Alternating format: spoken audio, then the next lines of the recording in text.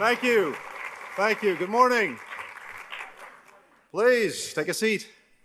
Wonderful to be with all of you today. Michael, my friend, thank you for that introduction. I'm grateful to you and grateful to my longtime friend, Howard Kaur, for inviting me back to AIPAC. Now, I have to admit, thank you. As I was talking with Michael and Howard and the other senior leadership at AIPAC a moment ago, I said my lifelong ambition has already been fulfilled by AIPAC because a few years ago, some of you may have been there, I got to appear in the Dallas Cowboys football stadium on a Jumbotron. Never thought that would happen. It's thanks to you.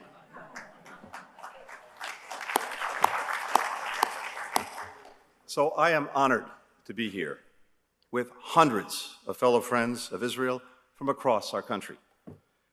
It's great to be with colleagues from the Hill. I know that it's during the course of the day and maybe even this morning, Chairman Menendez, Senator Barrasso, Chairman Diaz-Balart, Congresswoman Wasserman Schultz, among others, representing the continued bipartisan support for the U.S.-Israel relationship.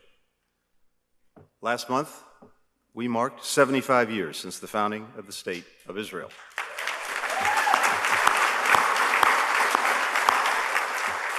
Today we celebrate 75 years of the U.S.-Israeli partnership.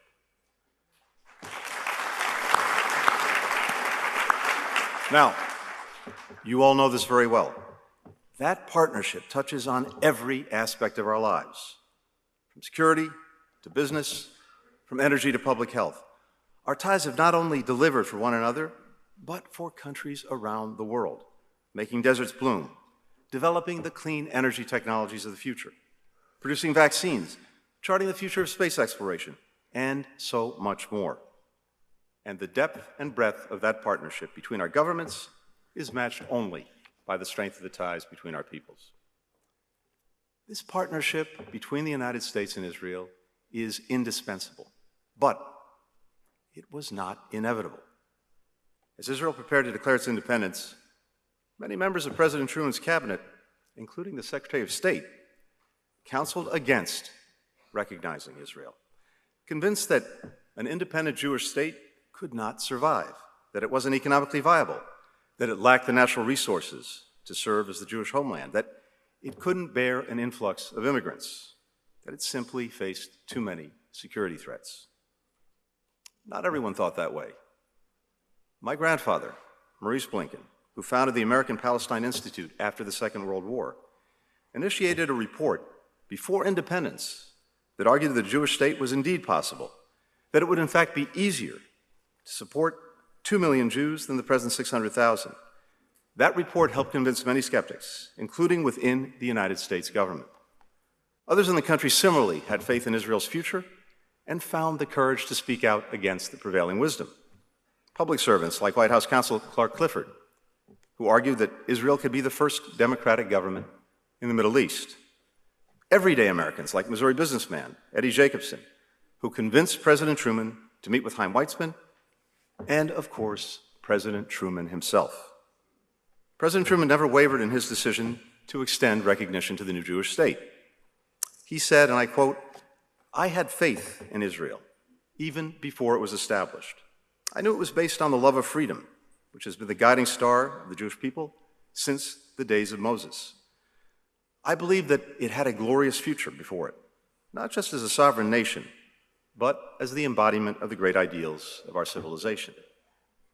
Today, our partnership remains rooted in those shared ideals and that shared history. But its success depends on our commitment not just attending it, but renewing that bond and recommitting to the democratic values that are at its heart, and to do that each and every day. So today what I'd like to do is talk to you a little bit about what our administration is doing to strengthen the relationship between our countries at what is a historic moment for both of our countries and the world. And it's easy to throw about words like historic and unprecedented, but as President Biden says, we are genuinely living through an inflection point, a point that comes around every 6 or 7 generations, where the changes are so profound around the world that we have to find ways to navigate those changes together and to do it effectively. Now, we have to start from this. The U.S.-Israel relationship is underwritten by the United States' commitment to Israel's security. That commitment is non-negotiable. It is ironclad.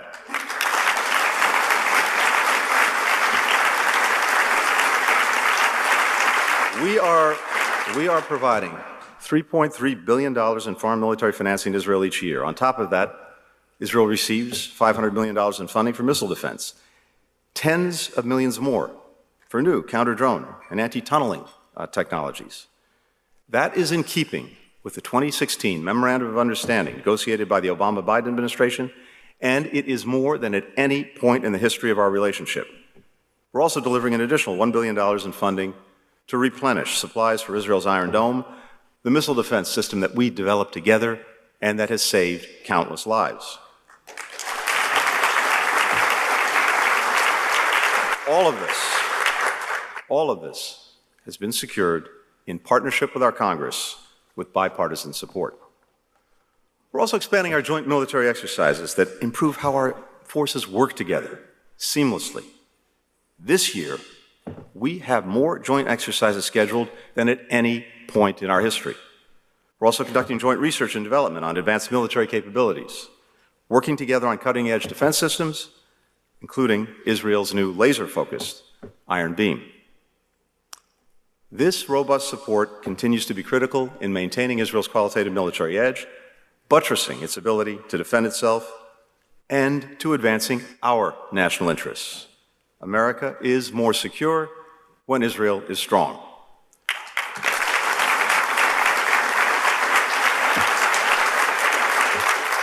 As we support Israel's defense, we are also pushing back, as you've heard, on the consistent, constant efforts to delegitimize Israel, which are aimed at undermining or isolating Israel's rightful place on the international stage.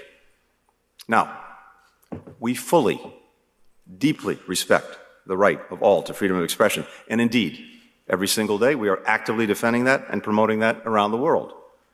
At the same time, we continue to reject the global boycott, divestment, and sanctions movement for unfairly singling out Israel.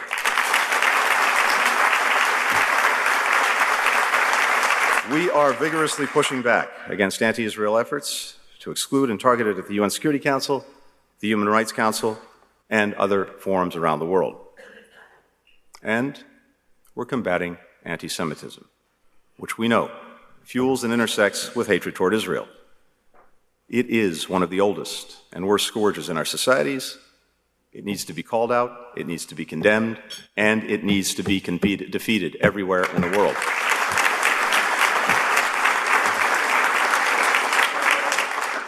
Last month, together with Special Envoy for Monitoring and Combating Anti-Semitism, Deborah Lipstadt, the President released the first ever U.S. national strategy to counter anti-Semitism, to beat back the rising tide of hate that we see around the world, and yes, in our own country. Now, we're clear-eyed about the many dangers that Israel faces in all of their forms. But there is no danger that Israel faces that is graver than the one posed by the Iranian regime. That regime routinely threatens to wipe Israel off the map. It continues to provide weapons to terrorists and proxies like Hezbollah and Hamas, who reject Israel's right to exist. It exports its aggression throughout and even beyond the region, including by arming Russian forces with drones that are being used to kill Ukrainian civilians and destroy its infrastructure. And in turn, Russia is providing sophisticated weaponry to Iran. The pattern of hostile behavior underscores a clear imperative that you heard from Michael. Iran cannot and will not be allowed to acquire a nuclear weapon.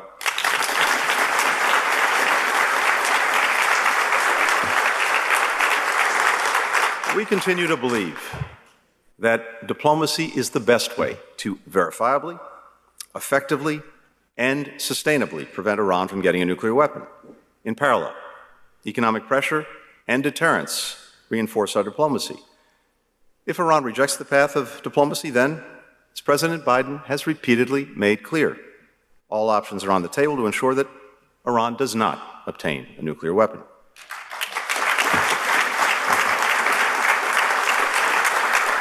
This three-pronged approach, diplomacy, economic pressure, deterrence, which also includes strengthening Israel's military capabilities, has bipartisan support.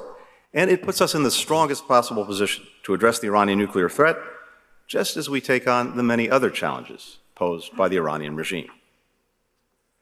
The United States is advancing Israel's security and our own in another critical way, by working to deepen Israel's relationships with its neighbors, to advance our goal of regional integration and de-escalation.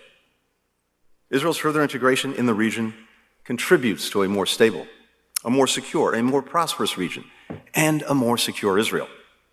That's why President Biden has made it a cornerstone of his Middle East policy. We will soon create a new position to further our diplomacy and engagement with governments, the private sector, non-governmental organizations, all working toward a more peaceful and a more connected region. We've already achieved significant historic progress to deepen and broaden the Abraham Accords, building on the work of the Trump administration.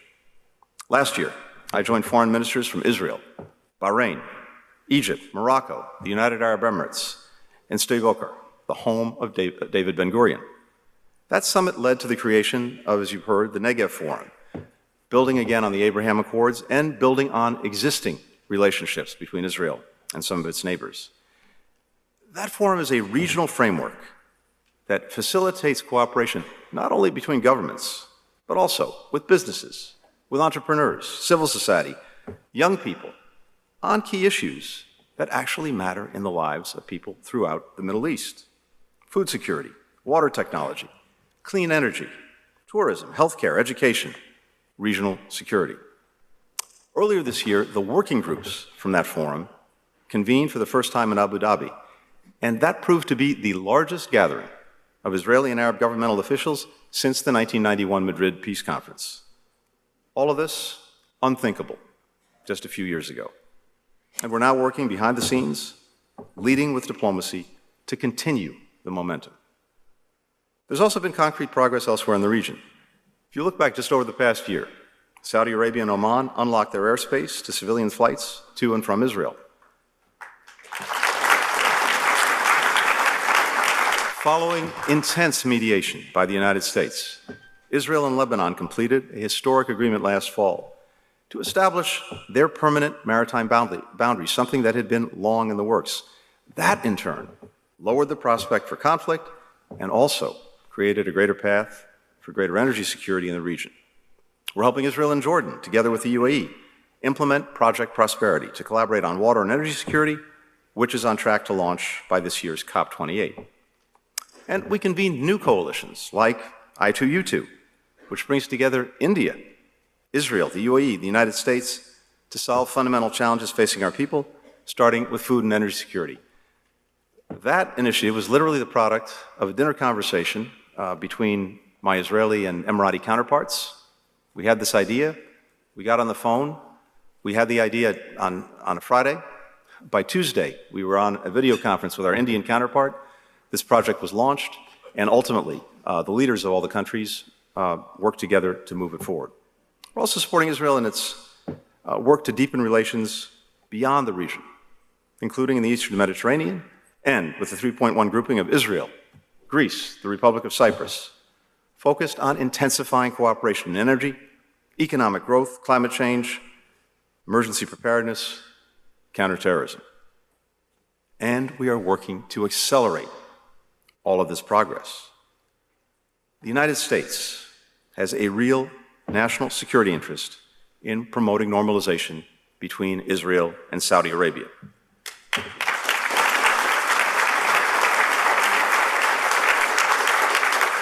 We believe that we can, and indeed we must, play an integral role in advancing it.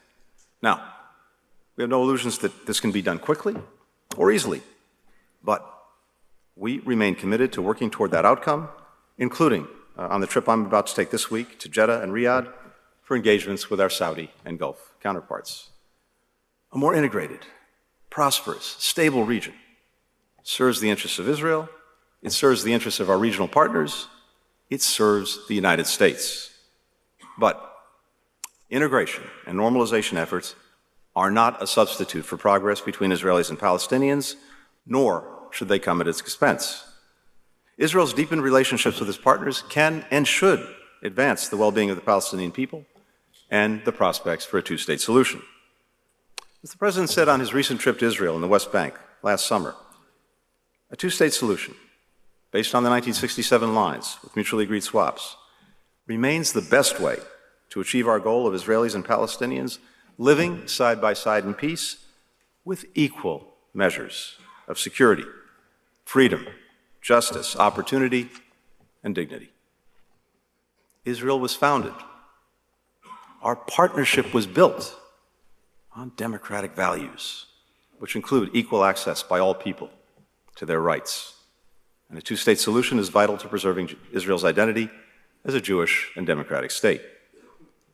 Now, it's no secret that today the prospects of a two-state solution can feel remote. But we are committed to working with partners and with the parties to at least maintain a horizon of hope. In the immediate term, that means de-escalation, refraining from unilateral measures that increase tensions, that strengthen security cooperation to counter violence, and that improve daily life for the Palestinian people.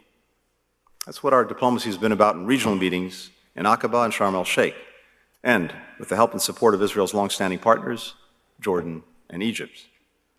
This work requires both parties to uphold commitments that they've made, including at those recent meetings.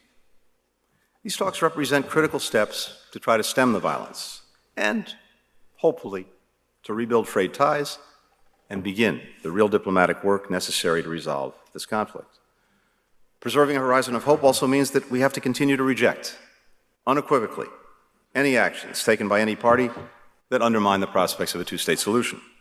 That includes acts of terrorism, payments to terrorists in prison, violence against civilians, incitement to violence.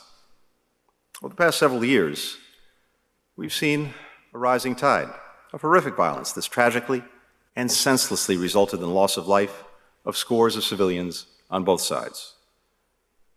That violence must end. Its perpetrators must face equal justice under the law. The recent acts of terrorism, including nearly 1,000 rocket attacks launched toward Israel over just 3 days, some of them targeting Jerusalem, demonstrate the daily threat under which Israelis are forced to live. The fatal event at the border with Egypt, which resulted in the deaths of 3 Israeli soldiers, is another tragic reminder of these daily dangers. Settlement expansion clearly presents an obstacle to the horizon of hope that we seek. Likewise, any move toward annexation of the West Bank, de facto or de jure, disruption of the historic status quo at the holy sites, the continuing demolitions of homes and the evictions of families that have lived in those homes for generations, damage prospects for two states. They also undermine the basic daily dignity to which all people are entitled. It's not enough, of course, to simply discourage sides from taking steps that set back the prospect of two states. We need to show people what the future we're working toward actually looks like. That's why, since day one, we have focused on re-engaging the Palestinian people and working to rebuild trust. We're investing more resources in building understanding between the two sides at the grassroots level to help build peace from the bottom up, including through the Nida Emlowy Middle East Partnership for Peace Act. We're also working with the Israeli government and the Palestinian Authority to encourage political, economic, and security reforms that can lay the foundation for a stable, democratic Palestinian state alongside a state of Israel with secure, recognized borders. Ultimately, a two-state solution can only be achieved through direct negotiation between the parties. Preserving a horizon of hope also means holding firm to the values that have anchored the friendship between the United States and Israel across countless administrations in both of our countries. We'll continue to work with the Israeli government to advance our shared values. We'll continue to express our support for core democratic principles, including a separation of powers, checks and balances, and the equal administration of justice for all citizens of Israel. We will speak honestly and respectfully with our Israeli friends, as partners always should, and as we always do. As Israeli leaders and citizens debate these issues, we welcome efforts to find consensus on any reforms. That's simply the best way to make sure that they're embraced and that they endure. At the end of his presidency, Harry Truman set out his vision for Israel.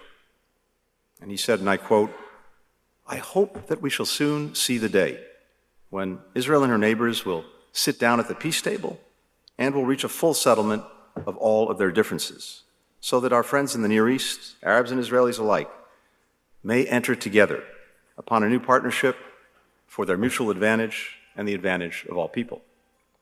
Today, our commitment to that future endures. It's reinforced every day by men and women who believe in it, who are willing to do the hard work to make it a reality, who look at the future that others believe is impossible and instead see something that they believe is inevitable. I'm grateful to AIPAC, to each and every one of you who are working to make real this better future. And I'm grateful, as always, for the opportunity to speak to you today. Thank you very much. Thank you. Thank you.